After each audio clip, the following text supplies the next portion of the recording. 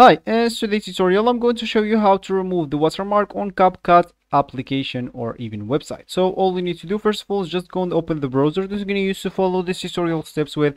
So of course here in my case I'm actually using Brave, but of course in your case you can use any other browser, could be possibly working for you.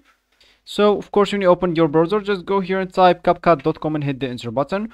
That will certainly open this for you. So of course from here you can like log in or sign up into your account if you don't have an account, if you want to remove the watermark. So for me I'm just going to click at log in into my account and I'm going to log in with my Gmail. So let me just do that and I'm coming back.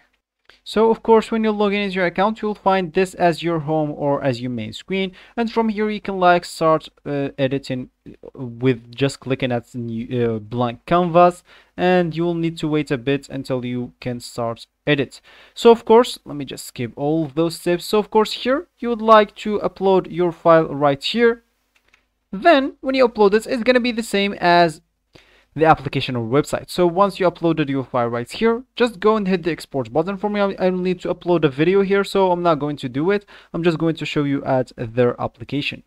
So let me just go here and I'm going to click at start creating again, and from here I'll not need to upload, I'll just need to import.